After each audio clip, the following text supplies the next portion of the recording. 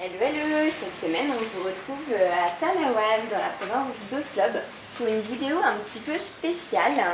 Ouais, en effet on a longtemps hésité à vous publier cette vidéo, mais finalement on s'est dit que c'était bien que vous pouvez vous faire votre propre avis, et puis surtout si vous aviez l'intention d'aller voir les requins-baleines, et bien écoutez, ça vous fera un bon aperçu.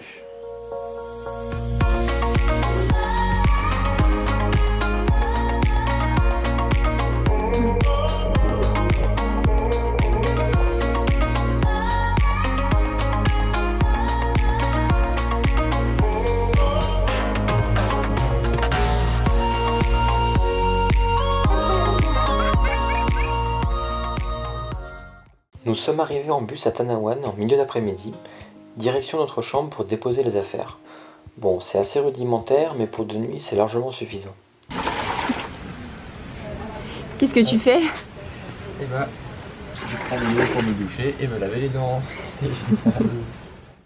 On décide de faire un petit tour dans la ville, mais étrangement, les rues sont désertes et les commerces sont fermés. On réussit à trouver une petite caranderia pour le repas du soir. Ah oui, au fait, nous ne t'avons toujours pas parlé des caranderias, ces petits restaurants typiques des Philippines. Quelques plats y sont proposés, souvent dans des marmites, et en général cuisinés le matin. Tu choisis tout ce que tu veux, accompagné souvent de riz ou de nouilles. Cela te permet de manger varié et local. Celle-ci était particulièrement délicieuse, on y a mangé presque tous nos repas. Réveil un peu brutal le lendemain matin, beaucoup de brouhaha dehors. On attrape la caméra pour voir ce qu'il se passe. On se rend compte que notre hôtel donne directement sur la plage où arrivent les requins-baleines, d'où cette agitation très matinale. On peut donc observer de près le déroulement de l'activité, ce qui nous laisse d'ailleurs un petit peu perplexes. Des bus se succèdent et déversent les touristes sur la plage. Bienvenue à Marineland. Donc là en fait on est sur la place où les gens ils arrivent le matin. Et du coup, là je vais vous montrer, donc là il y a des bancas qui sont ici à quai et là il y a toutes les bancas en fait qui sont dans l'eau. Le matin les pêcheurs ils vont les chercher, ils les ramènent pour embarquer les gens pour aller aux requins-baleines. Et en fait les requins-baleines ils sont juste au niveau des bancas là. En fait il y a des petits bouts derrière, ils sont juste à ce niveau là. Donc comme vous pouvez voir c'est vraiment juste à côté du rivage quoi. On pourrait vraiment y aller à la nage. On était venu à Tanawan pour voir les requins-baleines, tu l'as bien compris. Mais on t'avoue qu'en voyant tout ça, ça nous a un petit peu refroidi. Finalement, après pas mal de réflexions, on se décide à y aller quand même. Ce qu'on a trouvé vraiment bien, c'est que pas mal de règles sont mises en place pour la protection des requins-baleines. Tu n'auras pas le droit de les approcher de trop près, de les toucher ou tout simplement mettre de la crème solaire. Tu devras ensuite enfiler un gilet de sauvetage, oui c'est obligatoire, avant de monter dans la banca.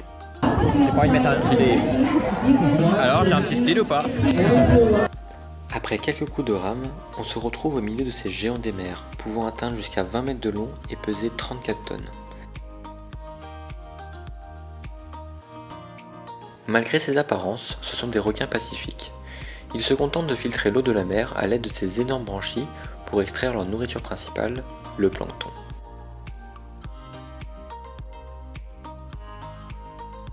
Je pense que c'est une expérience dont on se souviendra longtemps.